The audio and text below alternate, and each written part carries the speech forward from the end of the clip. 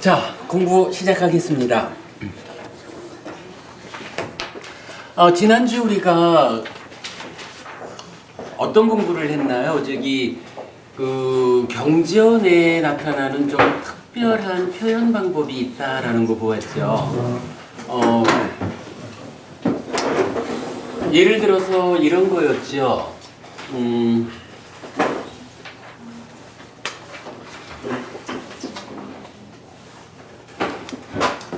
예를 들어서라고 말하고 나니까 잘 생각이 안 나네.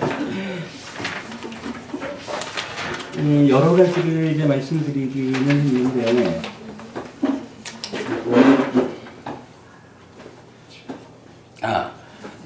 우리가 이제 재행무상, 재행계고, 재범무아 뭐 이렇게 말할 때, 법이라고 하는 것은 모든 존재였지요. 근데 이 존재는 실상을 볼 때에 무상고 무아부정이라고 하는 조건 지어진 것으로의 존재의 실상이 있었죠. 그런가 하면 이제 부처님이 수행을 통해 가지고 무아인 거야 뭐 원래 창조된 거 아니고 원래 있는 거 아니고 한 거니까 뭐 무아야 바뀔 수가 없지만 무상고 무아라고 하는 존재의 실상 가운데 부처님 깨달음에 그 깨달음이 완성되었다라고 하는 그 자리를 괴로움의 상태로 깨달음이 완성될 수는 없잖아요. 그래서 이제 존재하는 모든 것들은 다 무상고 무아 원래 있는 거 아니고 조건 지어진 것이고 조건의 다양성 때문에 제어되지 않아서 불만족스러운 이런 무상고 무아라는 특성을 갖고 있죠. 근데 이것을 이제 수행을 통해 가지고 불만족을 완전히 제거한 불만족이 만족, 라구로 바뀌고 무상하기 때문에 불만족스러운 거 불만족을 라구로 바꿨다라는 것은 더 이상 무상하지 않은 상태를 만든 거죠. 그래서 우리 그렇다고 해서 뭐 어떤 고정된 이런 상이 아니고 100% 무상하면 그죠? 삶의 과정에 어떤 상황과 마주쳐도 무상한 줄 알아서 그 대응에 흔들림이 없는 이런 100% 무상하다는 것은 무상하다는 거 말고는 없잖아. 그러니까 무상하다는 것으로의 상 이래가지고 상랑 무아의 열반이 부처님의 깨달음과 동시에 생겨난 거죠. 그래가지고 세상에 존재한다라는 것은 존재, 법이에요. 무언가 있는 거, 무언가 있다라고 하는 것은 열반 한 가지, 부처님의 깨달음에 의해서 생겨난 실현된 것으로 열반 한 가지를 제외한 모든 것은 무상고 무아의 실상을 갖는다. 요거 우리가 알죠. 이랬을 때 요거를 표현하자면 법이라고 하는 게 있는데 이 법이 이렇게 볼까요? 행이야 이만큼 무상고 무아인 거요. 그리고 요 나머지가 열반이요. 이렇게 구분해서 말할 수 있잖아요. 근데 요걸 놓고 경전은 어떻게 말한다 그랬나요? 요 자리 열반이라는 자리를 열반 이렇게 직접 말하지 않고 전체를 나타내는 법이라는 말을 여기에 쓰더라라는 거 지난주 수업에서 아주 중요하게 본 거죠. 요거 7가지인가 8가지 우리가 용례를 보았죠. 심지어는 수행을 할 때 그러니까 일상적인 인식 위자나띠가 인식의 향상 과정으로 빠지아나띠, 아비자나띠, 빠리자나띠 이런 향상의 관계를 설명했죠. 그럴 때에 이런 방법을 이해해서 대응하지 않으면 빠지아나띠 길게 들어올 땐 길게 들어오는 줄 빠지아나띠 한다라는 수행의 아주 기본이 되는 중심이 되는 빠지아나띠 요거 꿰뚫어 한다라고 보면 곤란한 거죠. 이제 아비자나띠 존재의 실상대로 본다라고 하는 그 이전의 인식의 향상 과정, 현상을 현상 그대로 한다. 길게 들어오는 거는 길게 들어온다고 있는, 그러니까 현상 그대로 한다라고 하는 그 의미로 빠자나띠를 이해해야 수행이 설명이 된 거였죠. 바로 이런 기법에 의해서 위자나띠, 분별해서 안다라고 하는 것이 어느 순간에 가면 아비자나띠라고 해서 실답게 한다. 무상고 무아라고 존재의 실상을 인식한다. 그리고 100% 실답게 본다. 파리자나띠. 이렇게 보았을 때 그러면 무상고 무아라고 실상을 보기 이전에 그래도 무언가 껍데기는 껍데기대로 분명히 보아야 하는 요 단계를 거쳐야 되잖아요. 호흡이라는 거 사실은 요 호흡도 무상한 거요. 요렇게 보기 이전에 이 호흡이 전체적으로 이만한 길이요. 이게 내가 기준하는 어떤 호흡의 길이에 비해서 길구나 짧구나 이렇게 형상적으로 드러난 그대로를 보아내는 과정이 있어야 그냥 껍데기는 보아내야 그 다음에 그 알맹이로 무상고무아를 본다. 요 과정 우리가 놓치면 안 되는 거였죠. 그러니까 아비자나띠, 파리자나띠 앞에 현상을 보아내는, 그죠? 현상을 보아내는 1차적인 인식의 향상 과정이 있다고. 그런데 대념 적용도 그렇고 입출 측념 경도 그렇고 길게 들어올 때는 길게 들어온다고 빠자나띠 해라. 빠자나띠라는 것을 길게 들어온다고 꿰뚫어 알아라. 무상고 무아로 보아라. 이러면 문맥이 안 맞아요. 수행법이 설명이 안 되는 거야. 이럴 때 여기가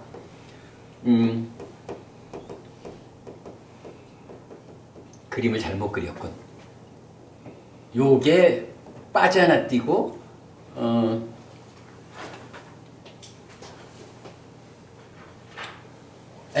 뭐 위자나띠는 하여간 앞에 있고 이 위자나띠라는 인식이 향상되는 전체 영역을 놓고 향상의 두 단계에다가 향상된 인식이라는 빠자나띠가 전체를 나타내는 말로 일부를 지칭해준다. 이런 표현 방법을 우리가 지난주 본 거죠. 굉장히 중요했죠. 마찬가지로 법이라는 것도 행과 열반인데 행이라는 것을 일부 쓰고 나면 나머지 영역을 법 자체로서, 그래서 요거 지난주 우리 놓치면 안 된다라고 했던 거 담마누 담마 빠띠빤나 해가지고 가르침으로 이끄는 가르침. 글쎄요. 그래서 요거 법으로 이끄는 부처님 가르침을 실천 수행한다. 이렇게 말할 때 요거 그냥 법이라고 이해해버리면 이 무상한 것도 법이고 열반도 법인데 어디로 이끌자는 얘기예요.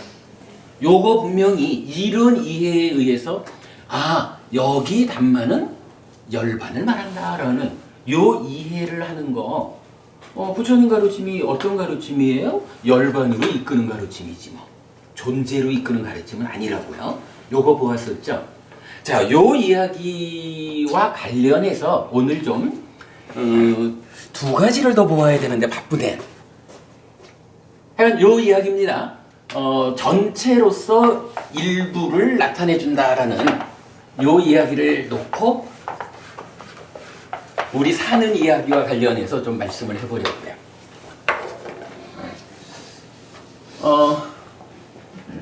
뭐 이거야 뭐 설명 필요 없이 다 아는 이야기일 거예요. 우리가 산다는 거 보면 눈, 귀, 코, 혀, 몸, 마음으로 각각의 대상이 되는 보이는 거, 들리는 거, 냄새 맡아지는 거, 맛보아지는 거, 감촉되는 거, 그리고 마음의 대상, 요거를 감각하면서 살아가는 거죠. 그거를 안이비설신의 색성향 미척법 이렇게 부른다고요. 그리고 경전은 사실은 눈은 형색을 본다 이러잖아요. 귀는 소리를 듣는다 이러는데 이 모든 것을 각각의 어떤 특화된 표현으로 안 하고 포괄해서 한마디로 말할 때는 이거 사실은 그래요. 눈이 형색을 감각했다. 또는 눈이 형색을 보고는 김보부님이구나라고 분별해서 알았다. 이런 거죠. 뭐 본다라고 하는 의미도 분별해서 아는 거고, 듣는다는 것도 들리는 소리를 무슨 소리일까라고 분별해 아는 거죠. 6가지의 감각작용 모두를 대표하는 말이 위자나띠라는 말이에요. 위자나띠. 자나띠가 알다고, 위라는 게 뭐 분리, 분별 이런 말이거든요. 분별해서 안다. 김보부님을 보고는 김보부님이구나라고 분별해서 안다. 들리는 소리를 듣고는 이 소리는 이러이러한 소리다라고 분별해서 안다. 이렇게 감각작용을 대표하는 말이 위자나띠라는 동사예요. 요걸 이제 우리가 이건 분별해서 한다라는 이 말 자체가 사실은 사전적으로 보면 이게 인식이에요.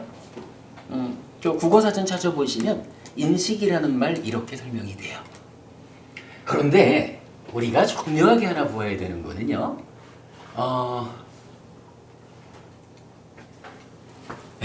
스님, 오랜만에 우리 스님하고 얘기 좀 할까요? 스님이라고 하는, 그러니까 문수 스님 대상을 이렇게 보면 저도 스님을 보고는 스님이 오셨구나 이렇게 한다고요. 그리고 제가 느끼는 스님이 있거든요.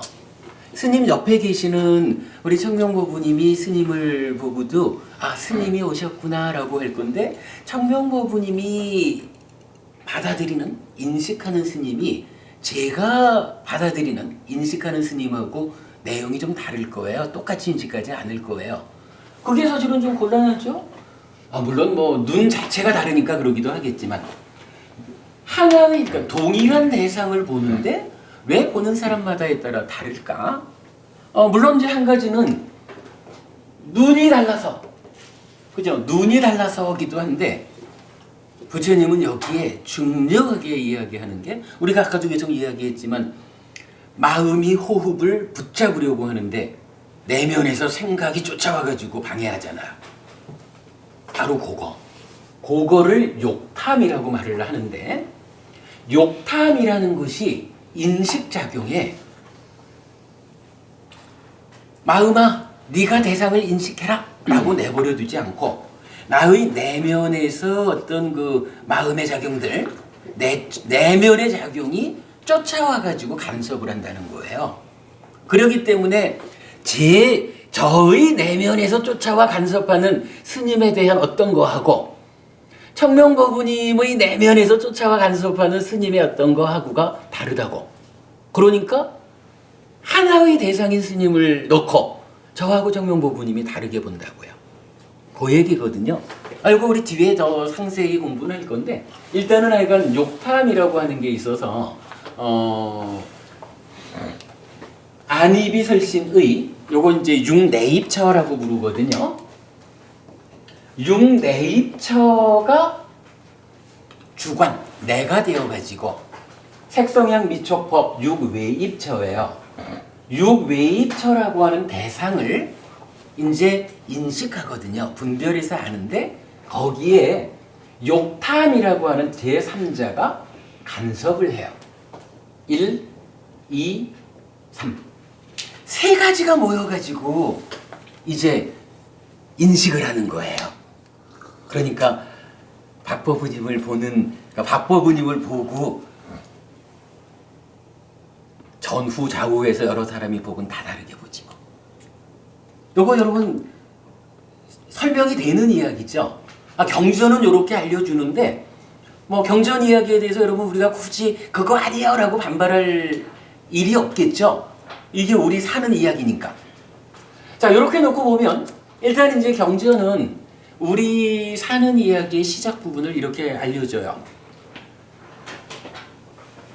눈이 형색, 대상을 보면 김보부님이다라고 이 대상을 아는 마음이 생긴다라고 알려줘요. 뭐 우리 법에서는 요거 새끼쳐진 마음 이렇게 말을 하는데 뒤에 보기로 하고요. 어쨌든 제가 법부님 보면 지혜 법부님, 맞죠? 지혜버부님이 오셨네라고 지혜버부님인 줄 알겠죠?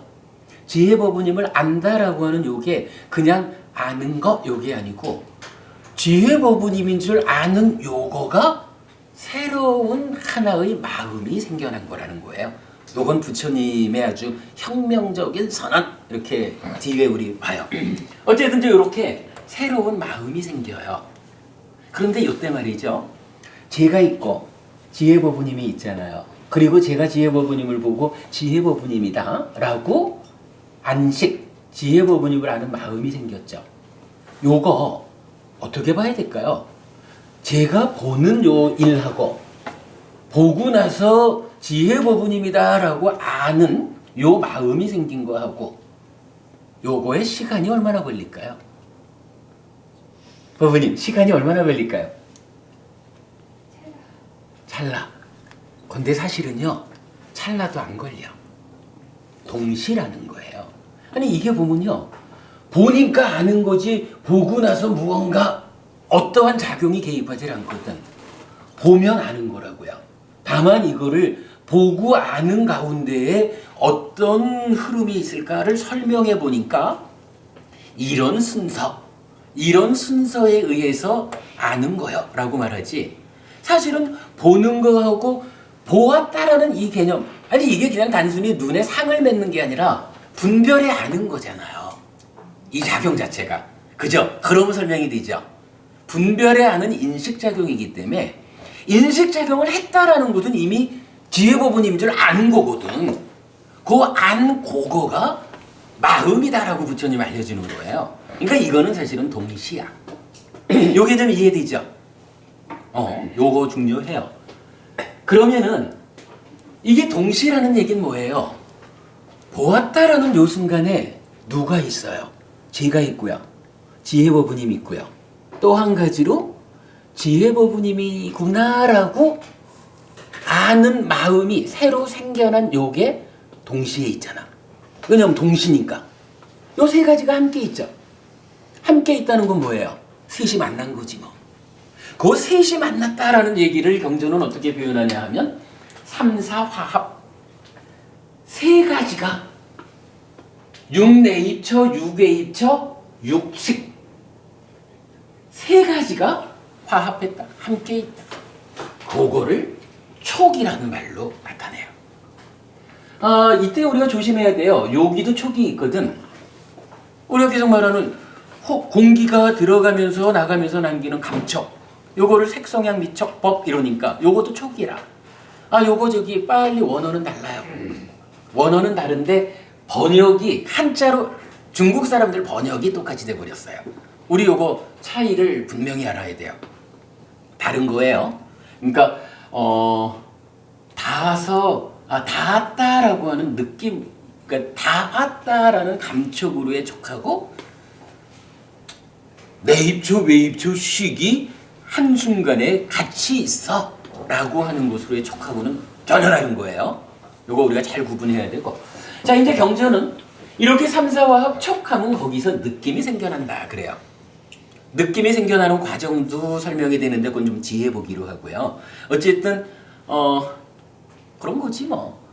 제가 그래도 그 지혜보부님에 대한 저의 어떤 기억이 좀 그래도 뭐 공부 때문에 만났으니까 좋은 기억을 갖고 있겠지 뭐.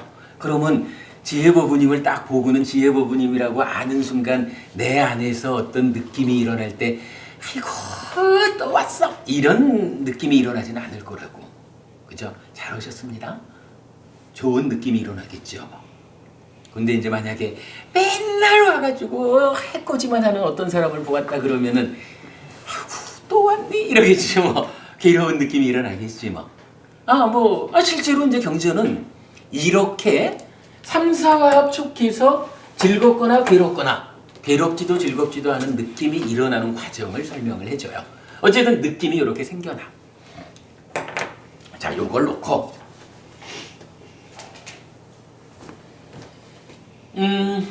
이렇게 보면 느낌이 첫 번째는 어떻게 생겨나냐 하면 락고 불고 불락이라는 한 가지 느낌이 있죠. 한 셋 들어. 근데 말입니다. 요거요 안이 색을 보고 안식을 만들어가지고 삼사화합 촉해서 생겨나는 느낌도 있겠죠. 요거 뭐 쉬운 표현으로 그냥 뭐 정확한 표현으로는 이제 안, 촉, 생, 수 이렇게 불러요. 눈의 촉, 눈으로부터 시작된 안촉, 눈의 촉에서 생겨난 느낌 이렇게 부르거든요. 근데 요거 사론 과정에 안촉 생수만 있는 건 아니죠. 귀로 소리를 듣고 생겨나면 이촉 생수가 되겠지 뭐. 그죠? 이래 하면은 결국 이게 안입이 설신 의에서 생겨난 6가지 느낌이 있겠죠. 안 내지 의 6가지에서 생겨나는 느낌이 있거든요. 타당하죠. 경전은 실제로 12연기의 느낌이 무엇냐라고 할 때 바로 이렇게 알려줘요. 오온의 느낌을 말할 때구나. 오온의 수가 무엇냐 하면 이렇게 6가지 느낌입니다. 또는 이렇게 즐겁다고 느낍니다. 2개 양측면에서 설명을 해줘요. 그런데 오늘 제가 하려는 이야기는 뭐냐 하면 이거 진짜 공부를 할 필요가 있어요. 공부를 하다 보면 하나씩 보이는 것 같아. 또 다른 느낌을 하나 말할 수가 있는 거예요. 자, 이 탐이라는 게 간섭하잖아요. 그래가지고 제가 보는 스님하고 청명부부님이 보는 스님하고가 다르거든. 그거 왜 다를까? 라고 볼 때 아직까지 우리가 뭐 해탈한 존재 아닌다면은 어떤 형태로든 우리한테 요 탐이라고 하는 게 작용을 하잖아요.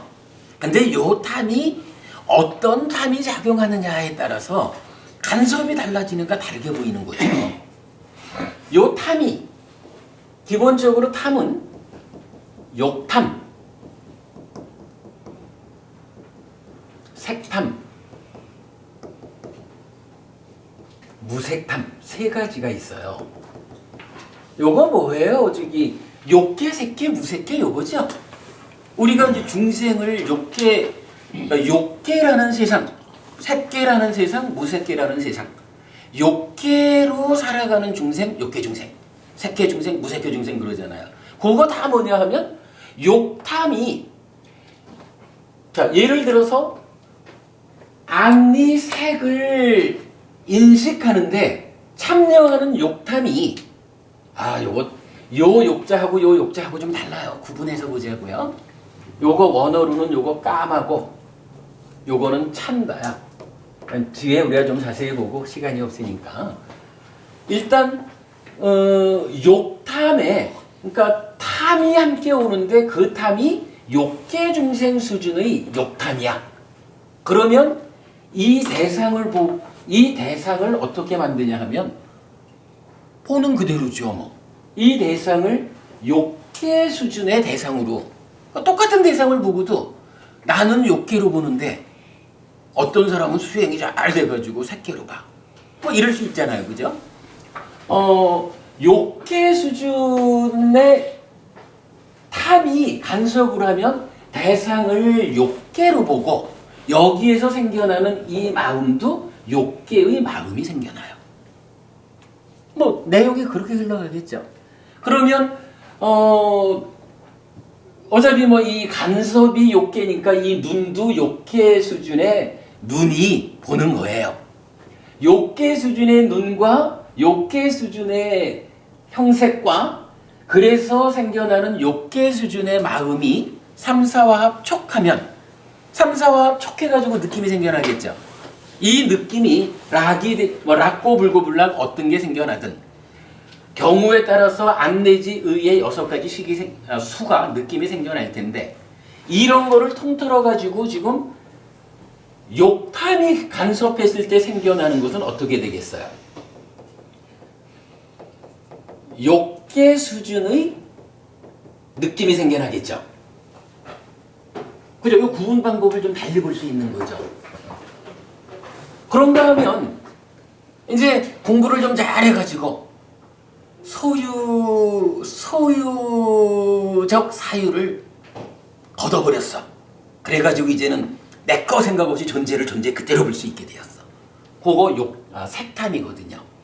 색탐으로 딱 간섭 참여가 되면 색계 수준의 눈이 색계 수준의 대상을 인식해가지고 색계 수준의 마음을 생겨나게 하겠죠. 그 셋이 만나가지고 생겨나는 요 느낌은 어때요? 색계 수준의 느낌이 생겨나겠죠. 마찬가지 무색계 수준의 탐이 간섭을 하면 이제 더 이상 몸에 대한 집착도 없이 요 마음이야말로 참으로 나의 자지 요런 상태로 간섭을 하면 보는 방법이 달라지겠죠. 무색계의 눈이 무색계의 대상을 인식해서 무색계의 마음을 만들고 그 삼사화합 촉해서 생겨나는 느낌은 무색의 느낌이라. 이렇게 되겠죠? 요거 세 개를 다 합해서 말하면 뭐라고 불러야 돼요? 대부분이 역계의 느낌, 색계의 느낌, 무색계의 느낌 세 개를 합하면 이게 뭐라고 해야 돼요? 그런 느낌이죠. 그죠? 이게 그냥 느낌이에요. 이거 다른 방법이 없어요. 이거 그냥 느낌이야. 요 얘기를 놓고요. 우리가 이제 좀 전에 보았던 그 니까야의 특별한 표현 방법을 좀 보아야 해요.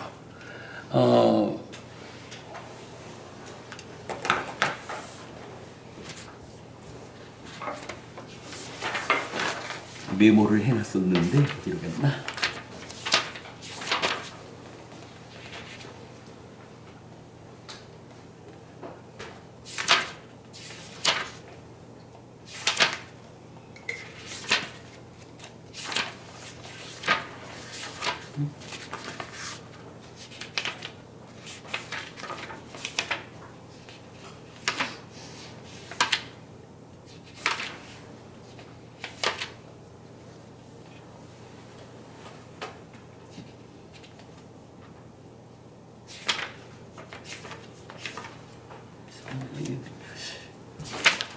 몇 페이지인지 제가 메모를 해놨었는데 어디로 가버렸을까?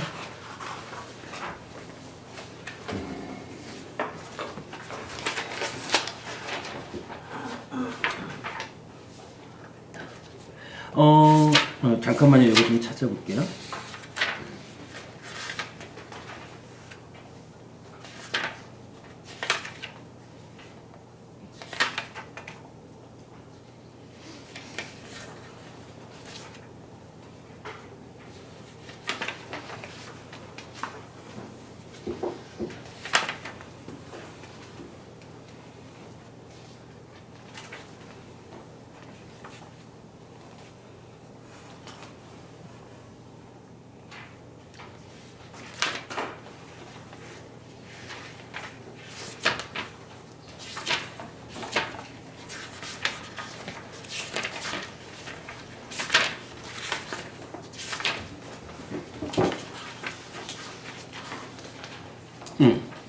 우리 교재 74페이지 한번 볼게요.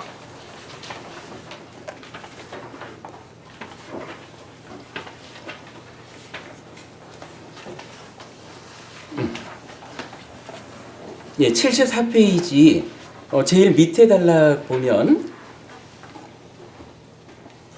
그런데 괴로움 덩어리 큰경 맞지마니까야 13번은 욕, 색, 수의 위험함을 통해 불만족에 대한 다른 분류를 제시합니다. 불만족, 요건 이제 고라는 느낌이에요. 욕, 소유적 사유는 달콤함은 적고 위험함은 아주 많아서 벗어나야 하는 것이라고 하면서 삶의 과정에서 물질적인 것들을 소유하기 위해 감당해야 하는 갖가지 위험함을 현세적인 것과 내세적인 것으로 구분해 알려주는데 욕계 중생의 삶에 수반되는 불만족입니다. 욕, 즉 욕탐이 작용해가지고 생겨나는 느낌을 말하면서 요거 달콤함은 아주 작은데 그 작은 달콤함을 얻기 위해서 커다란 위험함, 괴로움이 수반됩니다. 그래서 요 까마 소유적 사유라고 하는 것은 그러니까 욕계 욕자죠. 요것은 벗어나야 하는 것입니다. 요게 이 괴로움 덩어리 큰경 작은경의 중심에 있는 주제예요. 그런가 하면 비록 몸 밖의 물질에 대한 소유적 사유인 요 까마에서는 벗어났다고 해도 몸이라는 물질에 대한 집착이 남아있는 상태를 말하는 색은 젊음의 달콤함은 잠깐이어서 오래가지 못하고 늙고 병들고 죽어야만 하는 위험함을 알려주는데 색계 중생의 삶에 수반되는 불만족입니다. 요 경에 보면 일단은 첫 번째로 이 그러니까 욕탐이 작용해가지고 생겨나는 불만족, 요것에 대해서 아주 다양하게 뭐 때로는 바로 요 소유적 사유, 욕심 때문에 부모가 자식과 싸우기도 하고 형제가 형제 간에 싸우기도 하고 뭐 다양하게 또는 그것 때문에 죽어서 지옥에 가기도 하고 이런 괴로운 느낌을 설명을 해주거든요. 그런가 하면 이제 거기에 이어가지고는 이제 우리가 공부를 통해 가지고 이런 소유적 사유, 소유적 사유 까마에서는 벗어났어. 그랬다 해도 우리가 아직까지 벗어나지 못한 곳으로 무엇을 말해주냐 하면 경전이 설명을 그렇게 해요. 16살, 17살 되는 꽃다운 여자아이가 있다. 얼마나 아름답고 행복한 때인가. 그런데 머지않아서 보면 이미 늙어가. 머지않아서 보면 이미 병들고 죽어. 머지않아서 보면 공동묘지에 버려져 가지고 살은 다 썩어 없어지고 뼈는 뼈대로 흩어지고. 요게 꽤 긴 것 같아 보이지만 사실은 들여다보면 잠깐 참으로 물질로 이루어진 이 몸이라는 것은 그렇게 무상해. 금방 만족한 상태를 유지하지 못하고 불만족의 상태로 가버리는 거예요. 요렇게 두 번째 단계의 불만족을 말해주는데 요게 뭐예요? 첫 번째는 내 몸 아닌 밖에 있는 물질적인 것에 대해서 내꺼 하는 데서 생겨나는 괴로움을 말했다면 이제 두 번째로는 그 괴로움은 떼어냈다 해도 몸 자체로서 살아가면서 이 몸과 마음을 합해가지고 나라고 붙잡는 그 집착 가운데에 늙고 병들고 죽어야 하는 이런 괴로움이 함께 있다라고 알려주거든요. 그게 바로 색계 수준의 탐이 작용해서 생겨나는 색계의 느낌 중에 이제 괴로움을 말하는 거죠. 그런가 하면 이제 수행을 통해 가지고 그 몸에 대한 집착까지도 초월했어. 그리고는 마음 하나만 탁 놓고는 이 마음이야말로 참으로 나의 자아지. 근데 사실은 안 맞는 거잖아요. 우리가 공부를 바르게 하면 이 마음조차도 사실은 무상고 무아인 거지. 이게 어떻게 나의 자아인가? 우리가 뭐 그야말로 힌두교에서 말하는 창조주 하나님 브라흐마가 우리를 창조하고 자기 몸을 분신으로 나눠가지고 내 안에 들어왔대. 그래서 신의 분신인 아뜨만이 참으로 나의 주인으로 안에 있지. 뭐 이런 개념은 부처님 말씀에 의하면 아니잖아요. 그러니까 사실은 요 마음이야말로 참으로 나의 자아지라고 하는 요것도 집착인 거라. 그리고 그 집착에 의해서 아니 나는 요 마음만큼은 참으로 나의 자아인 줄 알고 있는데 사실은 어때요? 그거 아니란 말이에요. 이 마음도 지속적으로 변해가는 거고 이 마음도 그간 수행한 그 힘으로 무색계를 성취했는지는 몰라도 그렇게 바르지 못한 알의 가운데 살아가다 보면 지은 바 공덕이 다하면 경전에서 부처님은 말하거든요. 우리 교재 뒤에 있어요. 부처님 공부를 바르게 하는 지자는 새끼든 무새끼든 높은 하늘에 태어났을 때 그 하늘에서도 이어지는 공부를 통해 가지고 아라한을 성취한다는 거예요. 해탈하는 거야. 그런데 다른 방법에 의해서 삼매만 쭉 들어가 가지고 아까 우리 말했던 사띠 또는 지혜 이런 깨어있는 상태로 이어지는 수행으로 사마타 윗바사나에서 해탈하지 못하면 비록 삼매의 힘을 통해 가지고 무색계 중생 무색계로 올라갔다 해도 거기에서 해탈하는 방법을 모르기 때문에 오랜 세월이겠지만 결국은 그 세월이 지나면 또 떨어져야 된다는 거거든요. 그러면 이것도 어때요?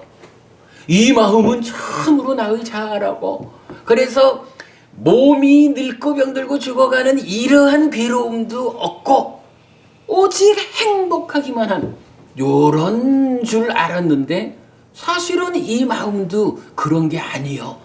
결국은 무상해서 변해가야 하는 또 무상하기 때문에 내 마음대로 되지 않는 불만족을 갖고 있잖아요. 요거 무색계에서 생겨나는 불만족 즉 괴로운 느낌이라. 요렇게 보면 어때요 여러분? 느낌이라는 게 욕계의 느낌 그렇게 설명됐고 색계의 느낌 그렇게 설명되고 무색계의 느낌도 그렇게 설명이 되죠. 그런데 이러한 각각의 느낌이 각각마다 욕계에도 작은 달콤함은 있지만 위험함은 크지만 다 작은 달콤함은 있잖아요. 그러니까 그런 즐거움이 있는 거야. 색계에도 늙고 병들고 죽어가는 이러한 위험함이 있지만 그래도 그 전에 한때는 아주 꽃다운 꽃봉오리 같은 그런 행복함이 또 있다고. 그러나 그것이 유지되지 못하기 때문에 괴로운 거죠. 무색계도 이 마음도 결국은 변해가는 거기 때문에 유지되지 못한다라고 하는 무상고무아의 본질적인 괴로움은 있지만 그러나 무색계 하늘 사람으로 태어나서 살아가는 그동안에는 또 커다란 행복한 느낌을 누리잖아요. 뭐 요런 이제 느낌이 욕계, 색계, 무색계로 각각 설명이 되어요. 그런데 이제 이걸 놓고 괴로움 덩어리 큰 경에서 어떻게 표현을 하냐 하면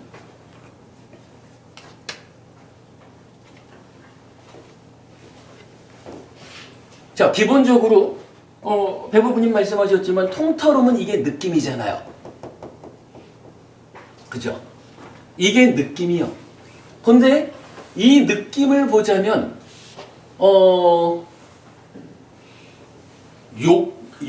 그러니까 욕계 중생의 그 느낌도 어쨌든 보면은 몸 밖에 있는 물질적인 것을 대상으로 내꺼 하는 데서 생겨나는 느낌이죠. 내꺼가 내게 돼주면 즐거울 거고 내게 안 되면 괴로울 거고 내게 되었다 그래도 그거 지켜내는데 또 괴로움이 수반될 거고 뭐 이런 게 욕계적인 느낌이잖아요. 요거 어쨌든 몸 밖의 거 물질에 대한 물질과 관련한 느낌이죠. 그런가 하면 색계의 느낌은 또 뭐예요? 이 몸이 늙고 병들고 죽어가는 비록 몸 밖의 것에 대해 내 거라는 것이 만드는 느낌에선 벗어났지만 물질인 몸이 가지고 있는 그러니까 물질인 몸 때문에 생겨나는 느낌이 있는 거죠. 이렇게 놓고 보면 이 느낌이라는 것은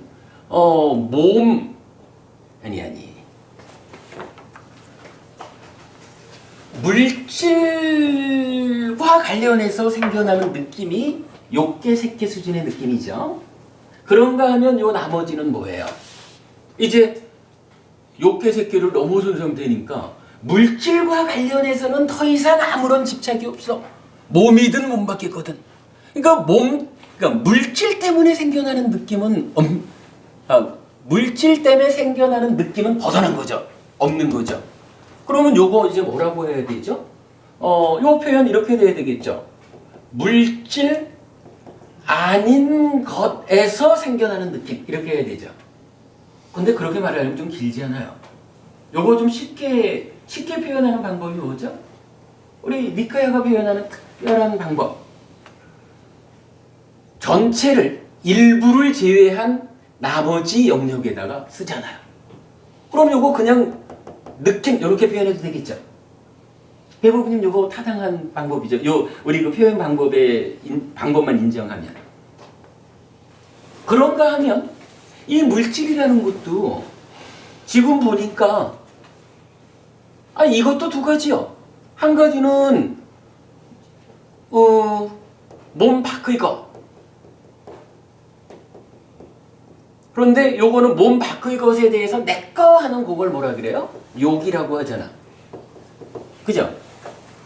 그러니까 욕에서 생겨나는 느낌이요. 그러면 요거는 뭐라고 해야 돼요? 요건 몸이라고 해야 되잖아. 그죠? 지금 우리가 얘기한 거로 봐도 몸이 늙고 병들고 죽는 거잖아. 그죠? 근데 요거를 다르게 표현하면 뭐라고 표현할 수 있을까요? 여기다 몸이라고 안 쓰고 다르게 표현하자면. 그렇죠. 여기도 마찬가지지 뭐. 물질, 요게 색이란 말이야. 이 색을 몸과 몸 밖의 것으로 나눴을 때 몸 밖의 것에 대해서 내꺼 하는 것 때문에 생겨나는 느낌을 욕계의 느낌, 욕의 느낌이라고 우리가 지금 이름을 붙여줬죠. 남아있는 몸을 조건으로 생겨나는 요 느낌을 뭐라고 할까? 라고 하면 두 가지인 거예요. 몸이라고 직접 써도 되고 아니면 물질, 즉 색을 놓고 색 중의 일부를 떼어서 욕이라고 표현을 해줬으니까 여기에다가 색이라고 쓰지 뭐. 가능한 얘기죠, 이거. 그러면 이제 느낌이라는 것을 이렇게 우리가 써도 되죠. 뭐 물론 느낌은 하여간 락고 물고불락도 있고 안촉생수 내지 의촉생수 요렇게도 요건 뭐 우리가 일반적으로 아는 얘기죠. 근데 지금 괴로움 덩어리 큰경에서 말하는 한 가지 내용은 사실은 잘 못 본 것 같아요, 아직.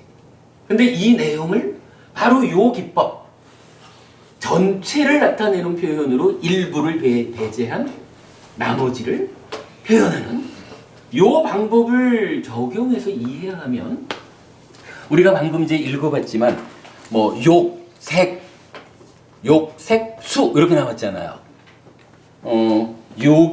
괴로움이라는 것을 말하면서 욕이라고 하는 영역에서의 괴로움, 색이라고 하는 영역에서의 괴로움, 수라고 하는 영역에서의 괴로움 이렇게 말을 하고 있잖아요. 이거 어떻게 이해할 거냐고. 이거 달리 이해할 게 아니죠. 바로 여기다가 적용을 하면 이렇게 되죠. 욕이라는 말로 욕탐의 개입에 의해서 생겨나는 욕계의 느낌. 색이라는 말로 색탐에 의해서 몸에 대한 집착에 의해서 생겨나는 색계의 느낌. 수라는 말로 무색탐이 간섭해가지고 생겨나는 무색계의 느낌. 이렇게 말해주고 있다라는 걸 알 수가 있죠. 이거 사실 대단한 발견인 거예요. 저 이거 굉장히 의미를 두고 오랫동안 지켜봐 왔는데 지난주 우리가 이런 표현을 정리했잖아요. 이 표현에 의해서 대입을 해보면 이런 그림이 정확해지는 거예요. 그래서 느낌을 말하는 또 하나의 분류법이 있다. 욕계의 느낌, 색계의 느낌, 무색계의 느낌을 경전은 욕과 색과 수로 말하고 있다. 이 부분 타당하죠? 이게 근데 또 사실은 경전이 검증해주는 게 또 하나 있어요. 꼬살라경이라고 앙구따라니까야 열의 모음의 29번째 경이 있어요. 이거 제가 수업보고 통해서 정리해 드릴 테니까. 이 꼬살라경에서는 부처님이 이렇게 말씀을 하셔요. 나는 까마, 즉 욕을 넘어섰음을 천명하고 물질을 넘어섰음을 천명하고 느낌을 넘어섰음을 천명한다. 금생에 더 이상 가래가 없고 고요하고 침착하여 집착 없는 완전한 열반을 천명한다. 이렇게 말해요. 부처님이 내가 누구냐? 부처님이야 뭐 한마디로 말하면 깨달은 분이잖아요. 달리 말하면 욕계 중생도 넘어섰고 색계 중생도 넘어섰고 무색계 중생도 넘어선 욕계 색계 무색계라고 하는 중생 세상을 완전히 넘어서가지고 이제 해탈하신 분 아라한 부처 이분이 부처님이잖아요. 그러니까 부처님은 다 넘어선 거예요. 그런데 부처님이 내가 욕계를 넘어섰고 색계를 넘어섰고 무색계를 넘어섰어. 요렇게도 말을 뭐 경전대로 하시겠지만 지금 이 꼬살라경에서는 이렇게 말하는 거예요. 나는 욕을 넘어섰어. 나는 욕을 넘어섰다고 천명한다. 나는 물질, 색을 넘어섰어. 색을 넘어섰다고 천명한다. 나는 느낌, 수를 넘어섰다고 천명한다. 이렇게 말하는 거예요. 이 이야기, 욕과 색과 수가 느낌이라는 것을 놓고 이러한 세 가지의 구분, 욕색, 무색의 구분을 다르게 부르는 이것을 말하는구나. 그래서 부처님은 욕계의 느낌과 색계의 느낌과 무색계의 느낌 모두를 넘어서서 해탈한. 이 이야기가 열반경이든가 에서 보면 이렇게 나와요. 열반을 행복이라고 하는데 열반을 락이라고 하는데 아니 느껴지지 않는 그것을 어떻게 락이라고 부릅니까? 라고 할 때 사리푸타 존자의 답변이 그래요. 느껴지지 않는 그것이 바로 행복입니다. 우리가 이제 다음 시간에 봐야겠지만 이제 뭐 느껴지지 않는다라는 것이 느낌이 없다라는 말이 아니고 이거 욕탐이 간섭을 했는데 이제 부처님은 욕, 색탐, 무색탐 이게 다 없어졌잖아. 다 없어지면 오는 게 욕탐이 안 오고 욕만 오잖아요. 그지? 탐이 없이. 욕만 오는 이 상태를 놓고 뒤에 가면은 이 촉, 삼사화합 촉을 놓고요. 명촉, 무명촉 이런 표현이 나타나요. 그러니까 명과 함께하는 아니다. 무명과 함께하는 촉, 무명과 함께하지 않는 촉 이런 표현이 경전에 나타나거든요. 이럴 때에 무명촉이야 뭐 당연히 중생들이 삼사화합하는 게 그 뭐 무명 가운데 번뇌 가운데 하지 뭐. 그러면 명촉이라는 건 뭐예요? 이거는 뭐 설명 필요 없이 이 탐 세 가지가 다 없어지면 무명에서 무자 떨어지고 명으로 삼사합촉하는 거겠죠. 근데 요 명촉 요걸 놓고 촉의 소멸, 촉멸이라는 표현을 써요. 만약에 촉의 소멸이라는 것을 촉 자체가 삼사가 네이처, 웨이처, 식이라고 하는 요 세 가지가 함께 만납니다. 동시에 존재합니다. 요게 없어지는 것을 촉멸이라고 말하면 아라한은 어떻게 산다는 걸까? 아라한은 인식하고 나면 인식하고 아는 요 상태가 한 10분쯤 있다가 아는가? 안 그럴 거 아니에요. 아라한도 똑같이 보면 아는 것이 동시잖아. 그런데 촉이 소멸한데 이거 곤란하잖아요. 근데 경전은 말해주거든. 촉의 소멸이 뭐냐라고 하니까 바로 명촉. 무명과 함께하지 않는 상태. 욕탐이 아니라 탐 떨어지고 욕, 찬다만이 함께하는 그러한 삼사화합 촉을 촉의 소멸이다라고 알려주거든요. 그러면요, 촉을 조건으로 수가 느낌이 생겨나잖아. 근데 이 명촉, 즉 촉이 소멸했다라는 건 뭐예요? 느낌도 소멸한 거야. 느낌도 느낌의 소멸이란 말을 쓰거든요. 근데 느낌의 소멸이 아무런 느낌이 없어 이 얘기가 아니고 동일한 거예요.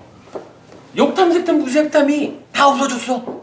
그래서 완전히 오염이라고는 요만큼도 없는 아라한의 청정한 마음 상태가 참여하는 거거든. 그러면 생겨나는 마음도 요만큼의 왜곡이 없는 100점짜리 마음이 생겨나.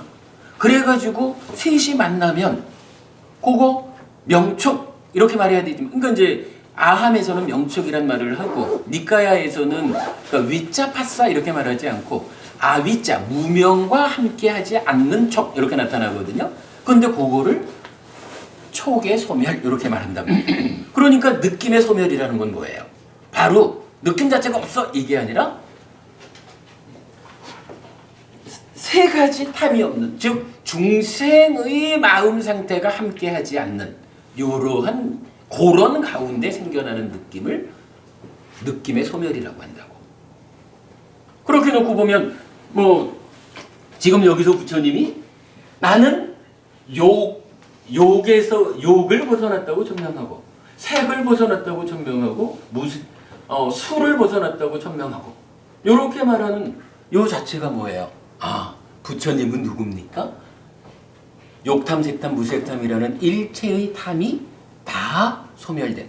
어차피 뭐 탐진치가 뿌리 뽑힌 사람이 아라한이니까 그 얘기가 되죠. 그러니까 경주는 열반이 락이다 라고 말할 때 왜 그 수가 없음을 열반 행복이라고 합니까? 라고 할 때 그 수가 없다라는 게 뭐예요? 느껴지지 않나? 아라하는 느낌이 없나? 있죠. 다만 그 느낌이 탐이 없는 느낌. 총멸 상태의 명촉 상태에서 생겨나는 요만큼의 그 불만족이 없는 해탈락, 열반락 이렇게 표현하는 거겠죠? 그러한 느낌. 그러니까 느낌이 없다라고 하는 그 자체가 이미 즐겁다라고 부르는, 구체적으로 말하면 해탈락이라고 말하고 열반락이라고 말하는 이러한 행복을 느낌이 없는 상태 이렇게 말하는 거죠. 그러니까 열반은 즐거움이다 라고 말하는 것이 성립이 되는 거죠. 경전이 그렇게 말해주죠. 사실 오늘 제가 여기에 이어가지고 한 가지 좀, 오늘 여러분 그 자자경 나눠드렸잖아요. 요 자자경과 관련해서 천상모 다음 주에 요 얘기를 할게요. 어떤 의미냐면 이렇게 해가지고 느낌은 이렇게 생겨나잖아요. 이렇게 놓고 보면 결국 우리가 해야 되는 일이 뭐죠? 정말로 우리가 괴롭지 않자, 행복하자라고 하면 바로 요거. 요 욕탐에서 탐을 떼내는 일을 해야 되겠죠. 이 탐이 다 떨어진 상태를 뭐라고 하냐 하면 아라한 이렇게 부르겠죠. 뭐. 요 개념. 그러면 이 탐은, 그러니까 욕탐은 어디에서 오는 거길래 우리가 어떤 방법으로 이 탐을 제거한 욕만이 참여하는 아라한의 삶을 완성할 수 있을까? 이 부분을 보는 게 불교를 포괄적으로 보는 게 되겠죠. 그리고 그런 사람을 아라한이라고 하거든요. 지금 이 자자경에서는 아라한을, 즉 번뇌가 소멸해서 더 이상 탐이 없는 이런 아라한이라는 그 완성된 성자를 네 가지 이름으로 분류해서 말을 해줘요. 그 내용을 이제 설명을 좀 드리면 여러분들 좀 우리 삶을 보고 불교를 보는 정말 좀 커다란 눈이 하나 생길 것 같아서 그 얘기를 좀 오늘 같이 하려고 요 자료를 준비해 왔는데 요 내용 다음 주에 하겠습니다. 오늘 여기까지 할게요. 그래도 또 늦었네. 미안합니다. 마쳤습니다. 수고하셨습니다.